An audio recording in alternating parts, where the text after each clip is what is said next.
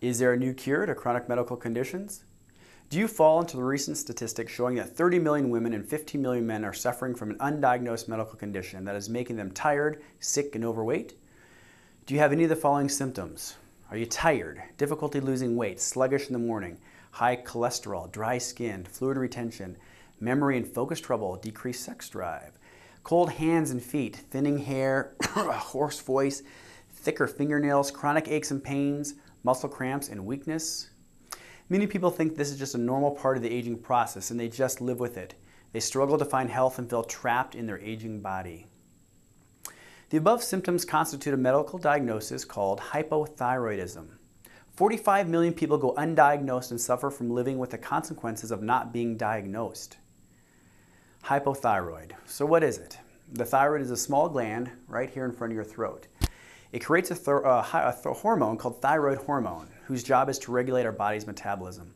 Every organ and almost every cell in our body is controlled by this hormone, and if deficient, they will slow down the function and it will not work properly.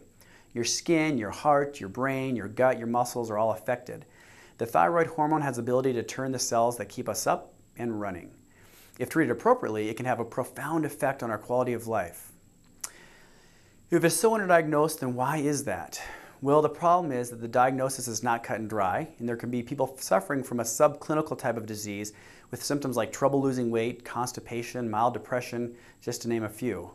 The blood test for this condition is called TSH, or thyroid stimulating hormone. Many labs and physicians use a cutoff point of anything over 5.0 to be a red flag for the disease. There is two big problems with just using the 5.0 number as the diagnostic criteria. First, many physicians are not taking into account the physical exam and history given by the patient. They have patients that may have the symptoms with the condition, but their TSH is not over 5.0. So they are not giving any treatment, and yet they have a thyroid hormone deficiency. Secondary, there's much current literature that concludes that the TSH should be below 2.0 for a patient to have optimal health and decreased risk of chronic disease. This is a very important point. In medicine, we need to be up to date and cutting edge. We can't treat patients without looking at our current research that is telling us what to do. You as the consumer of medicine have a choice in how you want to be treated. Be educated in your own health and get evidence-based treatment that leads to wellness, health, and disease prevention.